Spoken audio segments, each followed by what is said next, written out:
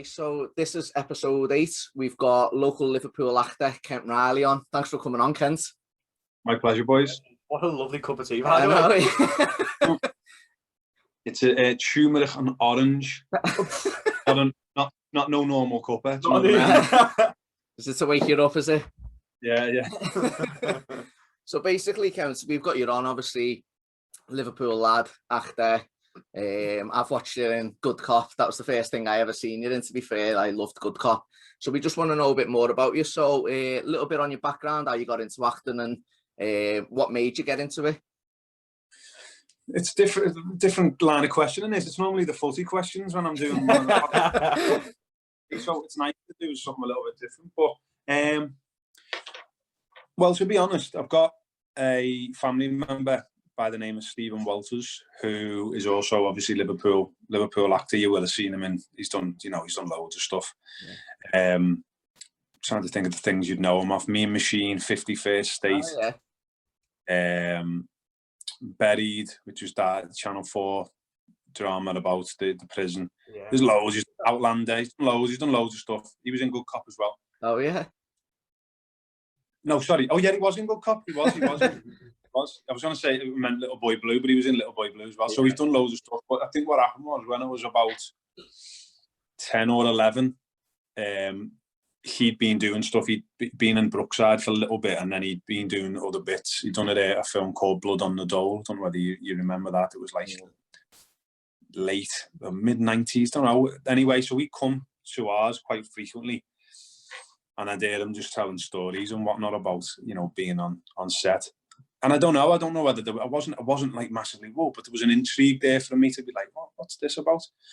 I think I'd always been quite extrovert anyway since I was a kid, so I was always kind of, I didn't really, I wasn't really fussed on, not making a show of myself, but just kind of not being basically, and I get up, in school. So I think that intrigue then become like, it was an opportunity just in school. I was just doing like little plays, and like they'd be like, who wants to play Jesus?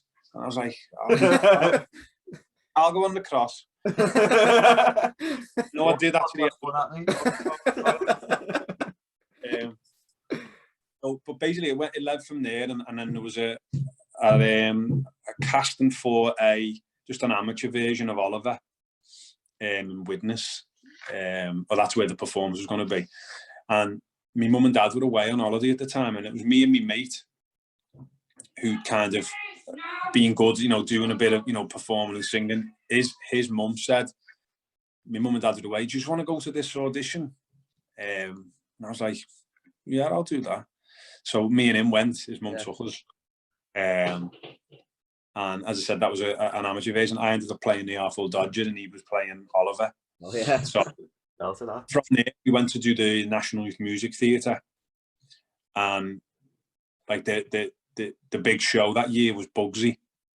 So we bowled in, and when I think back now, it was a boss moment, because we weren't meant to be there, but we walked in, and it was like the first audition was in Manchester, and you had people in the little, them little shiny, like almost like bin bag kecks, like sweatpants, like on and stuff like that, and the pair of us, we were like, we like, doing a bit of singing. I could sing at the time. I'm not that great no more. Bit of acting, that was it. That was us. So we went in and we got through the first round, and then we had to go to London for like a recall.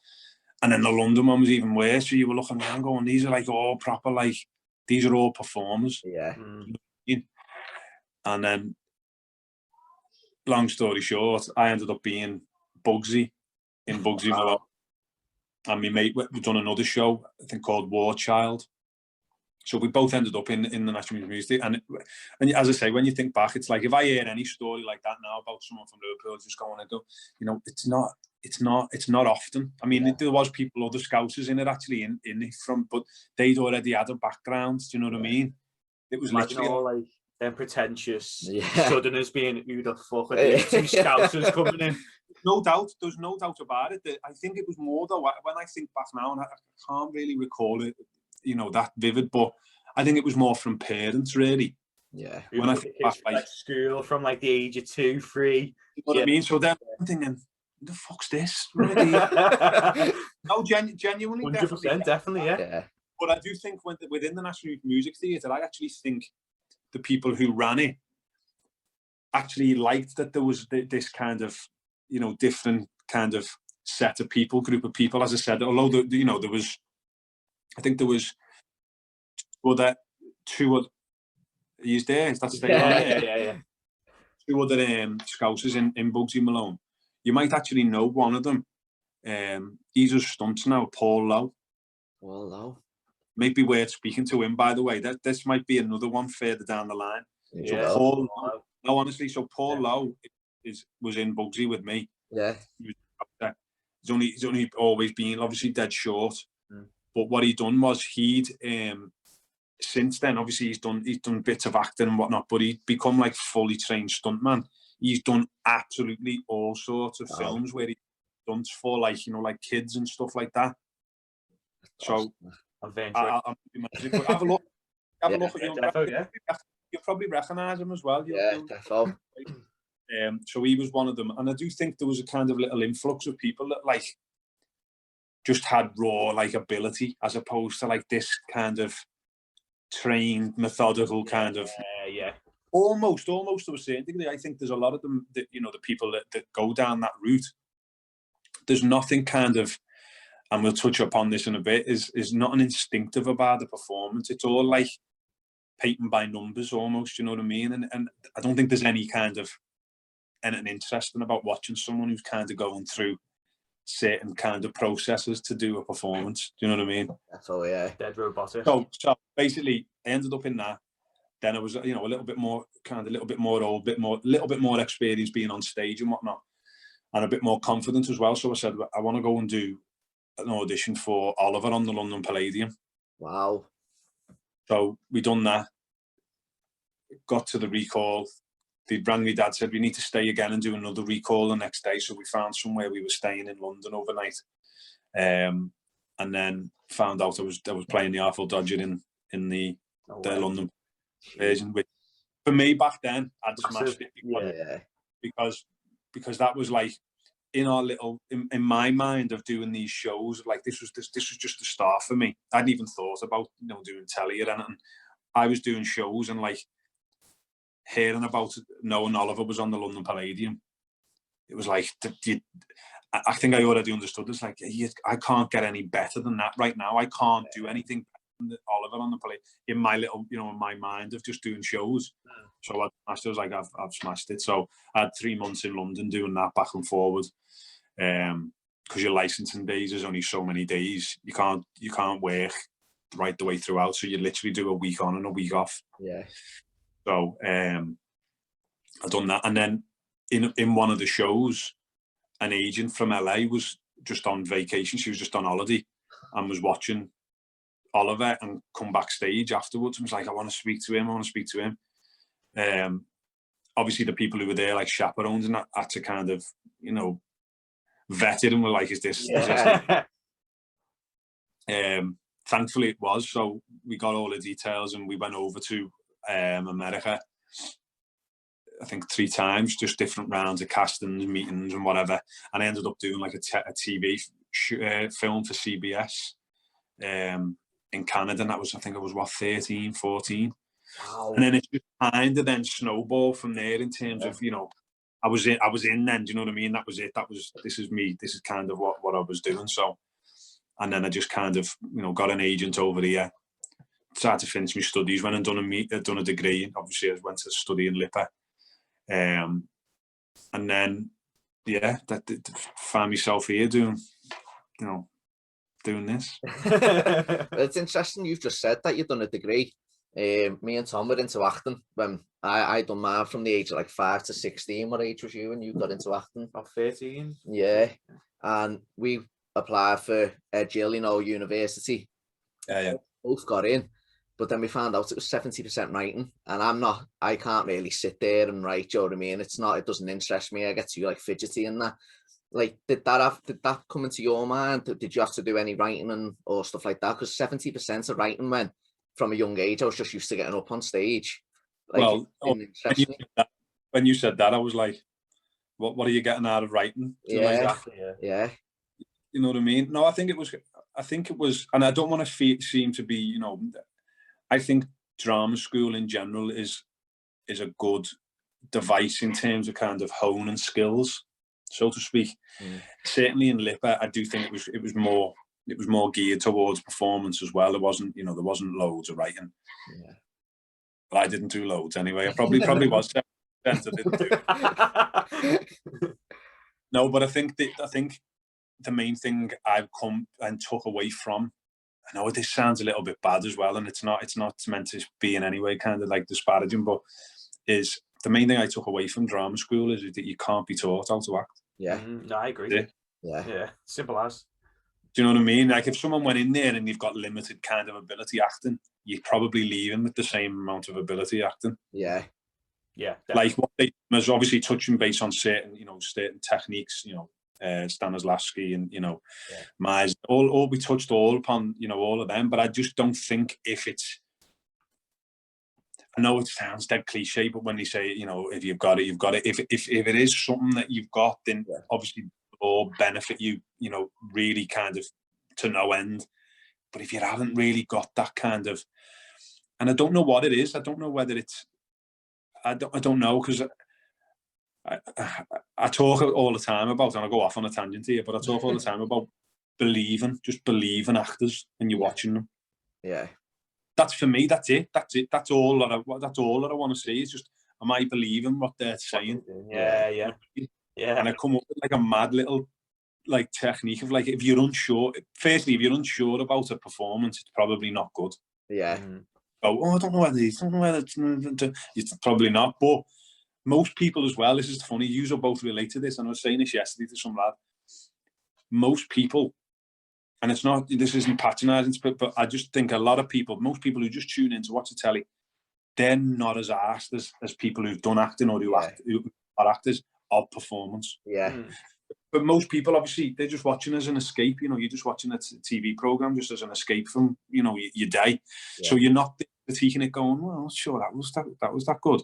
Yeah. But people, see, as you say, pair of you done acting, you will watch something and go, not sure about that, or that went great. Yeah. But if people are unsure, I always say this, mute the telly, mute it, and just watch mannerisms, because a lot of acting are acted, so you can tell people like overdoing little things. Yeah. You know what I mean? Yeah. You can see, sometimes their voice will trick you and thinking, oh, no, it's not that. But just mute it and you'll see people like overacting out hearing them. And you can do it the other way as well. You can close your eyes and listen. And listen, listen. Like, it's funny you say that, because we studied film studies as well, didn't we did, And it was a long period of time. I couldn't watch a film without dissecting it. Yeah. That's it. Well, I think you do that anyway, as you say, if you've got an interest in that, in this genre of, the business, as they say, whether it be films or even just stages, whatever, you will go into it with a kind of a more of a, as I say, a analytical eye. Do you know what I mean? So, yeah. I do it all the time. I'll go with that. Amiga Bear goes, just watch the film. How did Hollyoaks come about then? Because obviously a lot of people who are going to be listening and watching this will know you from Hollyoaks. You were in it for about 5 years, weren't you? So how did you get into that? Yeah, so I had done a bit on Football as well while I was in Liverpool. I love Football as well, by the way. Love that show. Yeah. So what happened was, I got down to like me and another lad for like this part. It was supposed to be like the new, like Colleen and Wayne Rooney characters. It was literally down to me and another lad, and he just left drama school, and I was still studying. It may have been a bit of a cop-up, but they were like, look, we know that you're still in drama school, he just left it. It's more of like the opportunity of like, he's left. And it's like, he said, really, in terms of us, we couldn't really decide. Yeah. But the fact that he's left, he's now on the journey of like work, do you know what I mean? Yeah. And whatever. So I'll be honest, in my naivety, I was emailing the producer. I don't know how I got the producer's email address, but I somehow got it. So I was emailing the producer like when it was kind of still, it was still up in the air, saying, look, blah blah blah, just let us know. I'm not, obviously I understood, I understand now, these are a little bit, these decisions take a little bit more time, and there's a few people who have their say.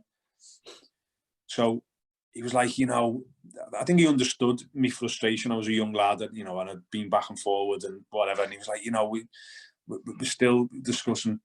Anyway, when he said, look, it's for this reason, blah, blah, blah, I was like, oh, all right, Sam, fair enough, fair play. But about a week later, he rang me and he was like, look, with what's happened, you know, we're well aware that, not that we'd messed you about, but it's a bit shit. Do you know what I mean? Yeah. So what we've done is we want to make sure that there's like a part in it for you. So blah, blah, blah. So I ended up playing. Basically, I'd bumped into the girl who was playing, ended up playing the Colleen type character, the younger on the train. She was from Liverpool, on the way to the audition. So me and her were reading the scenes. So when we went in, we kind of, you know, we knew each other. It was perfect. That was for obviously that. So I ended up playing her brother in the end for one of the episodes. So we knew each other. It was good and whatever. But then once Footballers' Wives finished, the producer then become the head producer on Hollyoaks. So I'd been away. We've been, me and my bird had been to LA just on holiday. And I had a phone call saying, oh, do you want to do you know, we've got an audition for Hollyoaks, blah, blah, blah. You're going to be meeting with Sean O'Connor. And I was like, oh, that's the fella from Footballers' Wives. Oh, sound, that's good. So he's there now, do you know what I mean? So already, and it's obviously the whole thing of, you know, people in the industry saying, no, it's not what you know, it's who you know, blah, blah, blah. I actually think it's what you know about who you know. It's probably yeah. That helps. But it was, I was like, oh, well, it's always, no, I think it's always beneficial to have had some sort of working relationship with them before and know of them, you know what I mean? And it was just for the audition, it was positive to go in and be like, oh, hello, you know, how are we? And then I think I was one of the last to audition for the part.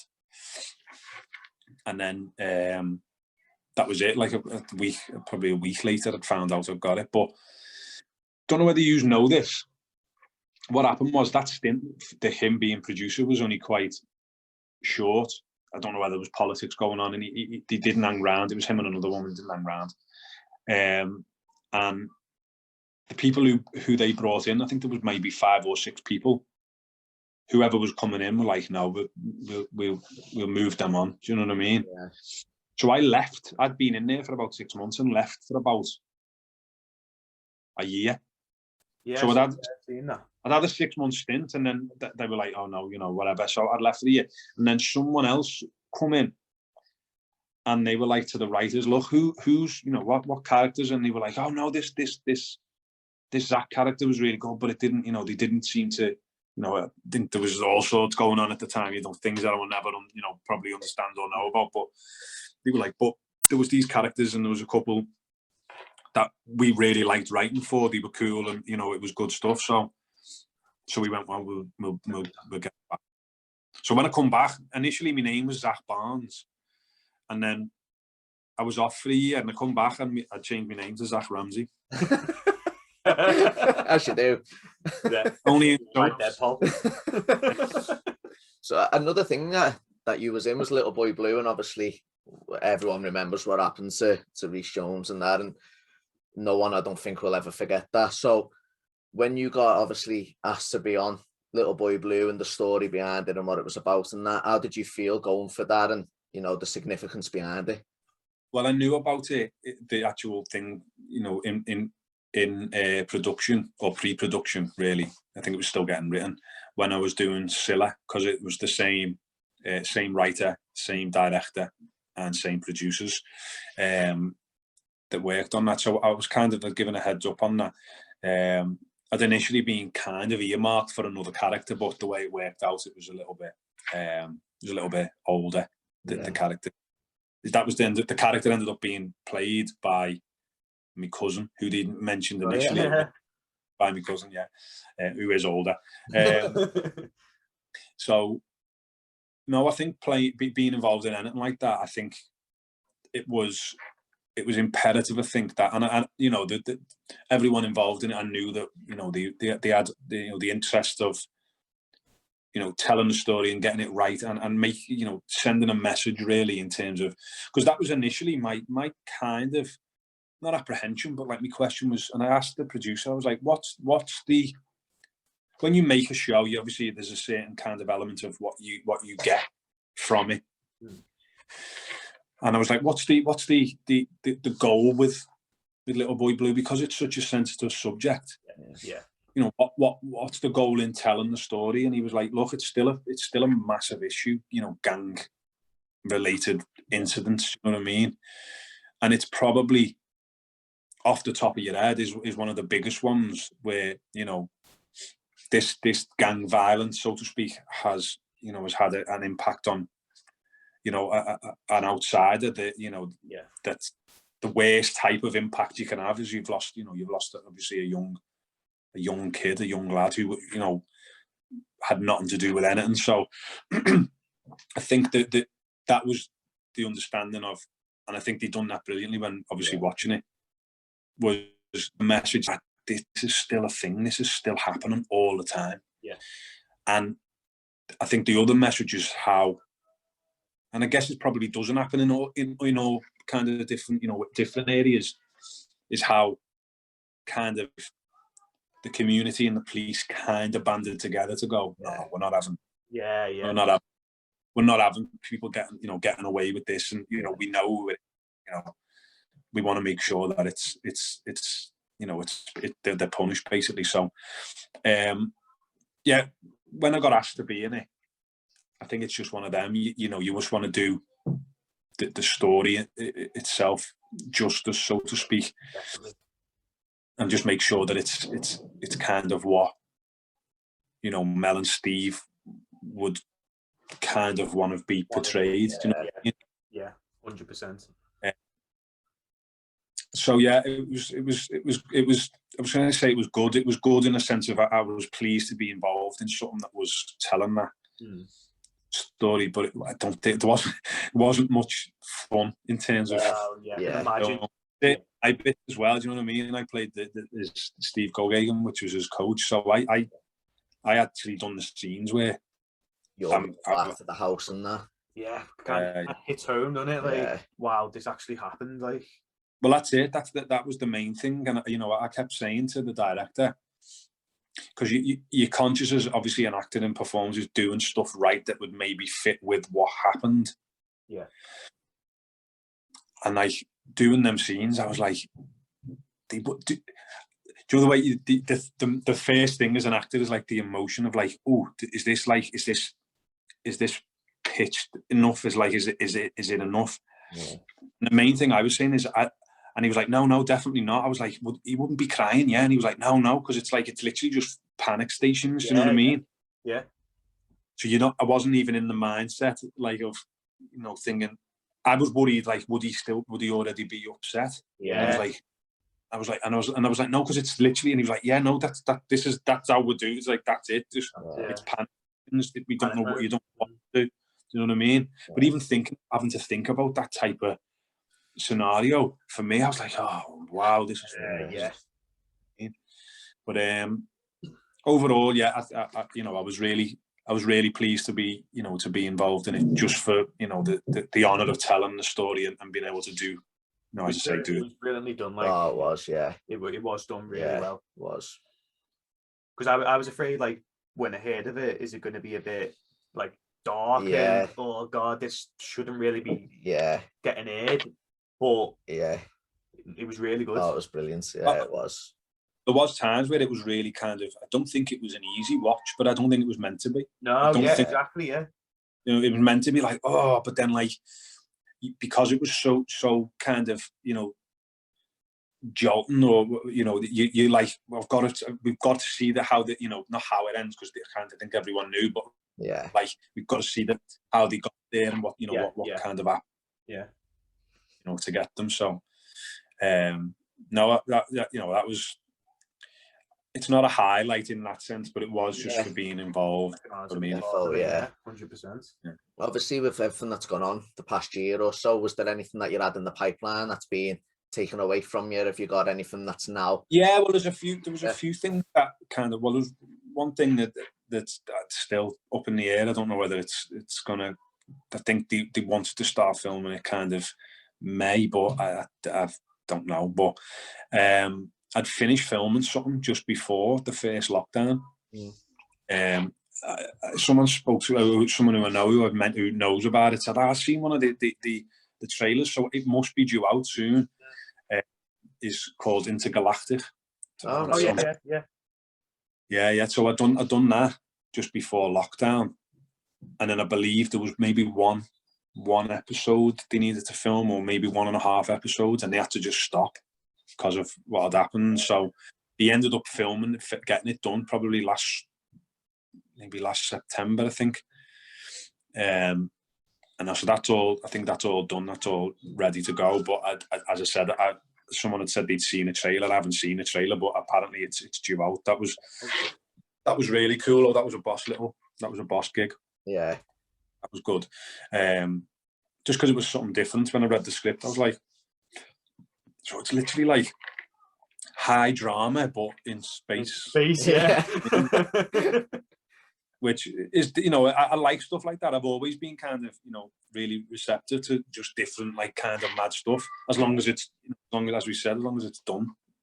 well and interesting. Yeah.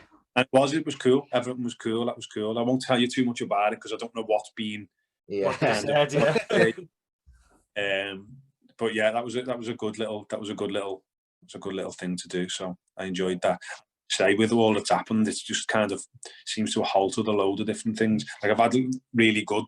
But the other mad thing about all this is that I don't remember the last time, but it's been obviously over a year now. I had a proper audition where I've gone into a room and sat with people. Do you know what I mean? I think there's been occasions where I've spoke to people who have had, maybe a recall where they've done it, but it's just not at the minute. It's just not something that they seem to be doing often. Do you know what I mean? Self tapes, I don't mind. There's like two sides to it, really. There's the self tape. Obviously, you get the luxury of time to look back, critique it, do something different, do it again. Do you know what I mean? Yeah. But then you could be going off on a tangent that's nothing like that after. Do you know what I mean? Because you've not got the overanalyzing it sometimes, isn't it? Yeah, that's it. But you're also not got the luxury of just having a conversation and them saying to you, right, okay, yeah, do that, but try and do this. Maybe do this time. You don't get that, so it's like you kind of have to go with your instinct. But as I say, I mean, the good thing about it is that you've literally got the luxury of time to just adjust and as I say, critique it, watch it back, maybe own something. But and I don't mind doing the self tapes. I think the frustration thing is at the minute, and this is something that I see on social media all the time, is I feel like it's a bit of a fallacy. I don't think it is what they make out, but a lot of casting directors make out, we really want to let anyone know if they've auditioned for us, we want to just let them know, if it's yeah or a no, blah blah blah blah. That doesn't happen. Yeah. Doesn't happen. Yeah. But that'll lead me on to, and I mean that's just a minor gripe, but that will lead me on to the frustration at the minute with social media, because it's absolutely gone mad. Yeah. I genuinely mean this. I would happily see it banned so everyone can go back to acting normal. Yeah. It is all fake, innit? Fake lives, fake lives. And like people pandering to stuff, like I call them the I Care Brigade. So literally, there's a load of people on social media that'll see something that's trending, whether it be whatever it is, and like jump on it and like be like this. Yeah, I'm about this, and it's like, you're not asked. Yeah, I've got a clue, yeah. You're not asked. Yeah. And I don't mean that in a flippant way, like people don't care about things, but the whole thing of like someone pretending like that they really are asked about this particular subject when it's got really no 100% or their day. It's like, you're just doing this because you think, if I put myself in this bracket of like someone that's for whatever it may be, it's like you're inclusive of this group that everyone's like, oh well, and you're the good guy. You know what I mean? Yeah, it's crazy. Sad, I think. Like, we're quite private, really, aren't we, with our lives? And then we see others who we know haven't got that perfect life, but they post it like they have. Do you know what I mean? And you're just like, just be yourself. You don't need to post and do whatever you like. I mean this, and we don't want to go into a kind of a psychoanalysis of the population. But the worst thing is they're only making it worse. They're making their, in essence, they're making whatever their experience is in life, they're making it worse because they're having to now try and kind of maintain that, keeping up with the Joneses. But it's not. They're not even keeping up with the Joneses. They're trying to keep up with themselves in what they've kind of made as their perception on. That's their bar, yeah. And you almost forget what they're trying to keep up with. And then stick up on themselves. I'm like, hang on a minute. Last week you were all for that. That's what I mean. That's exactly what I was talking about as well. So you'll see people flip-flop from things because they think, oh, like, well, last week I was championing this. Yeah. But now I've got, like, well, that doesn't really, they contradict it. Can't be, thingy in both. Doesn't work. That's how it happens all the time. That's exactly what's it's hitting my brain thinking about it. But that's exactly what social media is. That's it now. Yeah. That's poison. You know what I mean? So there's two topics we've got left. So one of them is as I said at the start, I absolutely loved Good Cop. I'm a massive fan of Warren Brown. So when I found out he was doing like a drama in Liverpool, I was instantly ready to watch it, and I ended up buying the DVD and watching it God knows how many times. How did that come about for you, Good Cop? And I remember it was at a time where a police officer got murdered, and I'm sure it got delayed for a couple of weeks as well, if I'm not mistaken. It did. I think it was the two women? Was it the Dale? Might be wrong there, but I think the Manchester one, I think, wasn't it? Yeah, it was. It did get delayed. You're right. But no, that was, again, I'd heard about Good Cop. It had another name originally. And I'd heard about it through someone and my agent. So my agent had said, oh, we're trying to get you this. And someone else had messaged me saying, oh, there's this thing going on in Liverpool. I was like, yeah, I'm on it. So I thought, I'd found out who the casting director was. Now I know, on the official route, you're not really supposed to be getting in touch with casting directors. That's your agent's job, blah, blah, blah. But I felt like at this point where I was in my career, like I'd just finished, I think I'd finished Hollyoaks maybe 2 years, year or had a little bit of work, but I was like, no, I want to, I need to kind of be out there myself. Do you know what I mean? Because it was a Liverpool project as well. I was like, there's no way I can't not be seen. Do you know what I mean? So I was like, I'll just reach out to them. I know my agent's done it, but I'll just say, listen, I'm trying to get this casting. Let's get seen. So I'd emailed the casting director, and he was really he was receptive. He was like, oh yeah, cool, blah, blah, blah. Yeah, I'm aware of you, thankfully.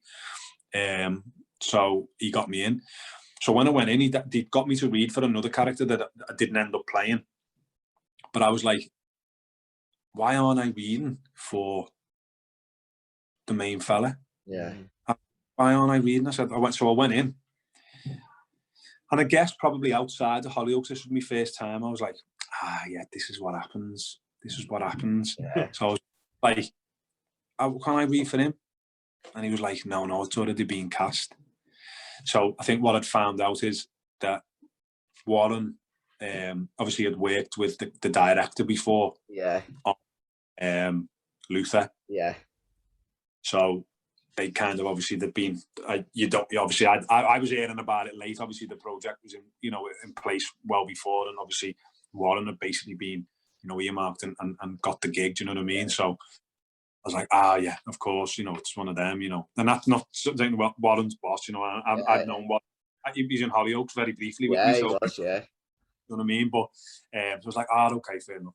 So I'd read for another part, and then they got me back and was like, we don't really know if you're right for this part, but can you do, read for this one? So again, it was just one of them kind of back and forwards. But that was fun, actually. That was a really good little gig. And what was funny about it is, it was only the other day, I was with a lad who was in Hollyoaks with Alex Carter. I bumped into him in town. We just walked around, he was having a coffee in town. Obviously, didn't know where to go and sit in. So well, we ended up down one of the roads that one of the scenes was filmed, where Warren's chasing me.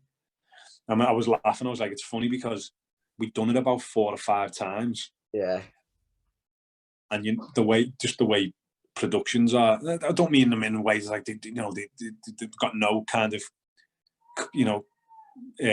what's the word? Like consideration for like you know, health and safety, but it was like, we'd done it 5 times and we were both absolutely blowing out of our ass. And they were like, ready to go again? We were like, I've just done 500 meter runs, no. It was literally 500-meter sprint. No, it was. That's what it was. We had to go. I was going back and forth to go again. I was like, wow. I was looking at it. It was like, I have a flashback to sports days. Yeah. So we had ended up down that road. I was like to Alex, because Alex is a good mate of Warren's as well. Alex Carty. He was like, I was like, yeah, me and Warren were absolutely pelting it down here. All black. All right, go again. But no, that was a boss one. That was I enjoyed that, and I think it kind of frustratingly, I thought that it was set up well for another series. Yeah, because he went into like the Crosby Beach, didn't he? Like into the water and that, just screamed. Yeah. I thought it was going to get commissioned for the second series. To be fair, as you said, it was kind of set up for one. But no, didn't happen.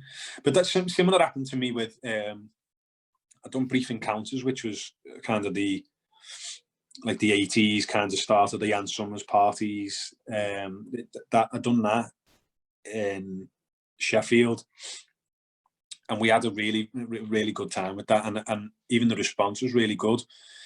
And early on in the kind of the series, my agent rang me and was like, look, they're buzzing with it. You know, they're just kind of letting you know that they're going to be doing, like, they're going to want to do another series. And I was like, oh yeah, sounds, you know, that's good. And then I think what happened was scheduling and stuff like that. They couldn't get all the cast back for a certain period, but they had to have it confirmed by a certain period that they were going to be filmed, and it just didn't happen. I just say that though, because not being in that industry, and you don't think of that. No, yeah. I just think, why the fuck haven't you done those series? Yeah.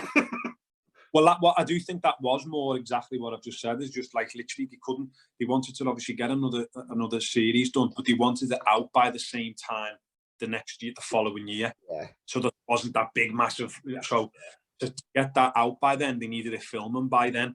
But that there wasn't. I don't think there was maybe 1 or 2 that weren't available. Yeah. In that period, and it was like, well, there's no point in trying to do a series, but you know. So I think that's what happened. As you say, it is. But I think that's what you just said there. I do think the majority of people, not that they should care, they shouldn't be asked. Why would they be? But I think they don't understand even the process of being involved in something and getting a job in something. You know what I mean? Like the kind of you know, the sometimes the politics that, as I said, we know out of my hands, and you know it'll always be that way. But just stuff like not getting something because they've decided that the look is maybe a little bit different to what someone's, you know, envisioned. Do you know what I mean? Like I know full well, 1,000%, I've done castings where I know no one else has had done a better casting. Like there's no way. You know what I mean? They may be good, and that's fine. That, you know, fair enough. What I'm saying is ones where you just go, that's mental. That's mental. Do you know what I mean? That's what I mean, but you don't think of that, do you? Nah, no. Like us, like You just think it's set in stone. Yeah. Normal Joe Blogs would not think that way. Yeah. But that's what I'm saying, and I guess that a lot of people wouldn't. There's no reason for them to think. No, yeah. And that. But I think because and it's not, you know, it's not looking for sympathy, but it's just it's graft. Do you know what I mean? It is graft. Yeah, it is a hard game. You know what I mean? So, but I think the main thing is always I've always been like, and I don't know whether it's just come from kind of early, maybe me dad, not in any way kind of like drilling at home, but always wanted me to make sure that I was prepared, you know, to go in. I was like, yeah, and I never resisted. I was always like, yeah. But now, like, I can't go into an audition unless I know it off book. Yeah. I can't, because I don't feel like I can do any type of performance. Yeah. I don't know. And I see people all the time, and again, it might work for them. Yeah. They may not, but going in with like still the pages, and I just don't. I can't. It doesn't. I can't do that. It doesn't work for me. I mean, and even like self tapes and that, just making sure that everything's right. Yeah. Do it.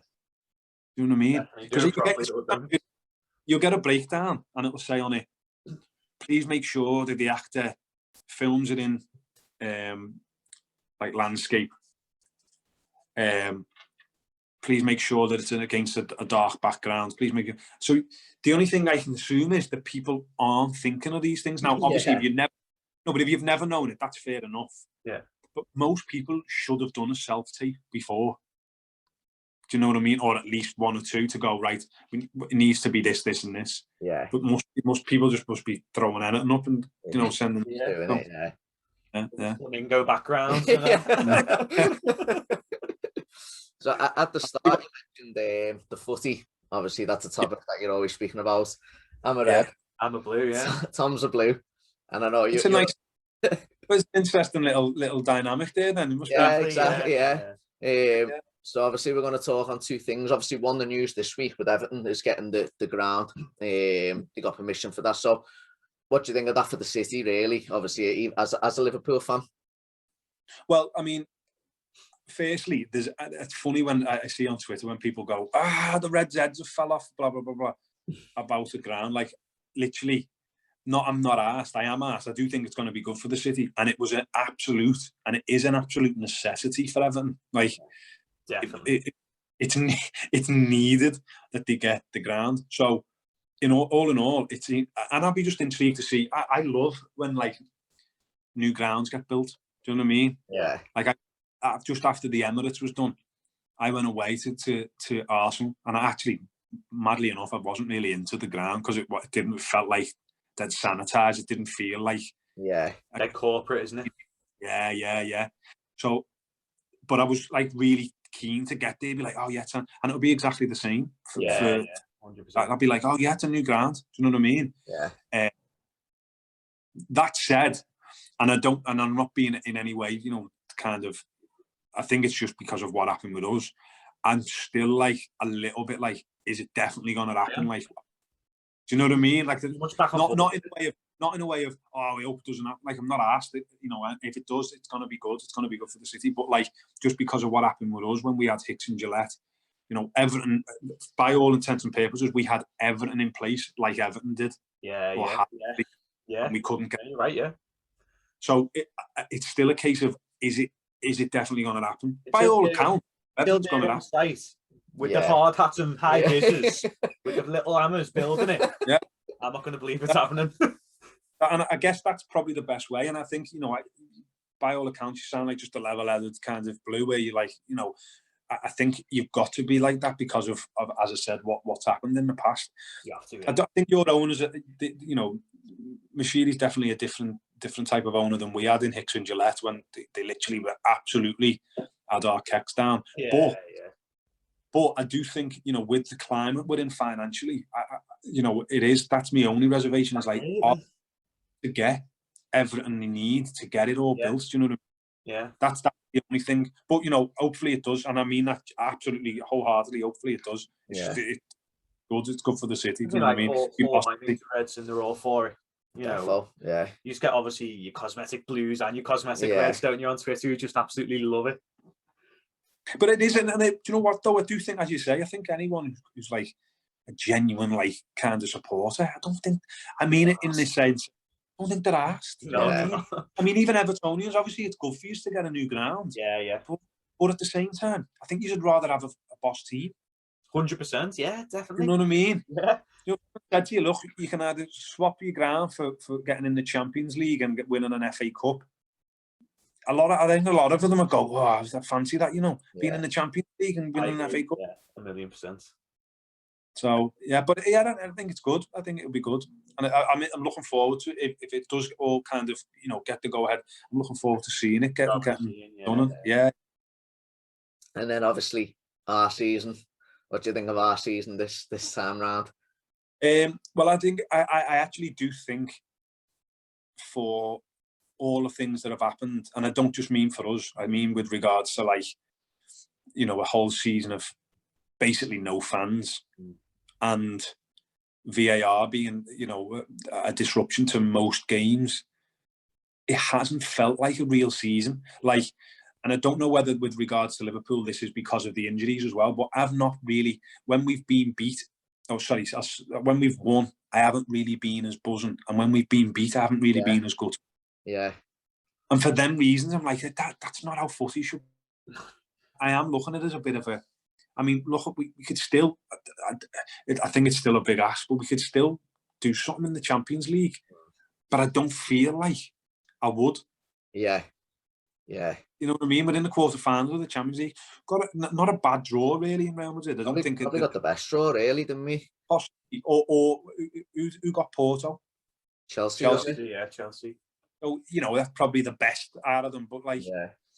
I don't know. I just feel like the whole thing's been a bit of a mad season, and it's not really felt real. Yeah, I agree. I mean, even tuning in, I love watching footy, but even tuning into all the games, like the North London derby, I'm just watching it like, it's like watching. They all feel like training games. Yeah. Well, I hate the internationals, and I hate when it's international break. But this time around, I've just been like, I'm not really. Not asked. I don't really miss it that much. And as you said, that's just because the season hasn't been as good. But I'm not usually one of them fans anyway. When we've had bad seasons, I still love the footy. But as you said, with but you're not VAR and all that. Out of it, and when you look at like the other thing that I do think has played a part is the teams that benefit from the fans.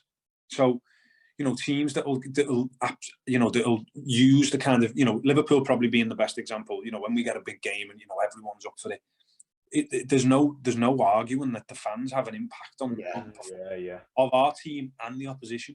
Yeah. So to not have that, I feel that's where we've actually dwindled down in terms of our intensity.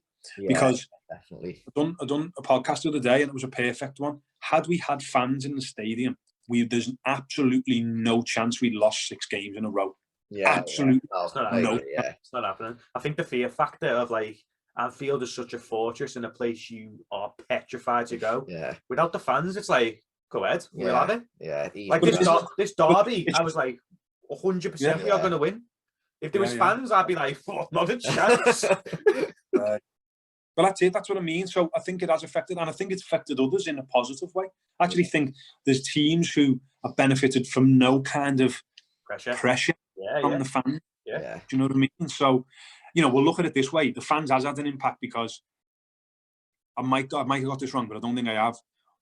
There's been more away wins this season already than any other Premier League season. Wow.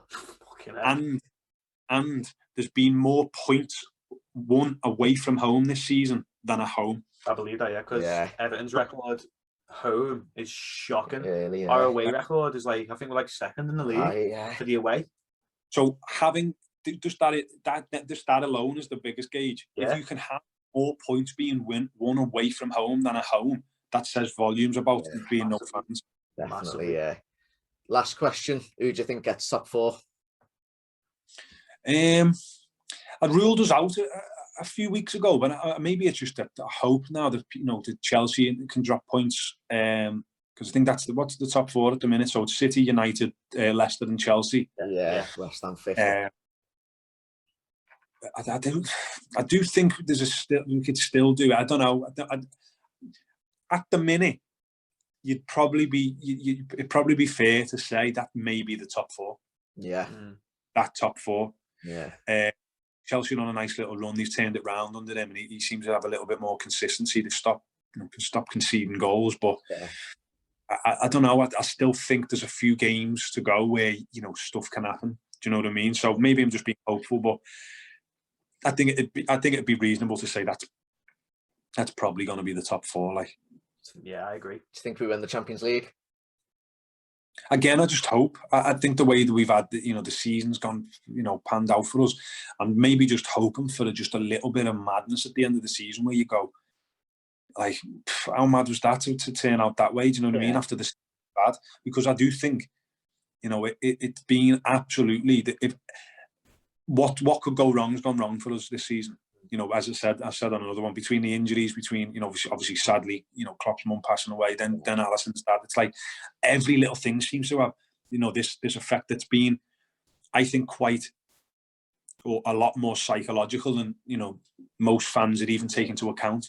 Like them 2 passings as well, them specifically, like that's going to have a massive bearing on the just the mood within the squad and whatnot. And someone said, and it was bang on. You know, in that period of time when I think Klopp's mum had died, he seemed really low and like really kind of agitated, frustrated, kind of lack of energy. And I think that literally, and it is obviously you're a mirror image of the manager. I think that really kind of showed on the pitch. I think we really looked kind of, as I say, no energy, kind of bereft of ideas. And I think that just was a kind of a reflection of what was being going on.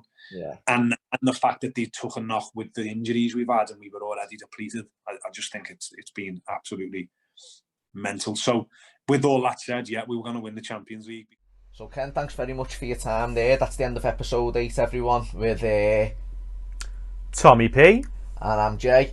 We're back next week. We're going to be doing our own one, and then another special guest in 2 weeks. Thanks very much. Remember to like, follow, subscribe, all that jazz. You know the script. Get that finger and press like. Adieu.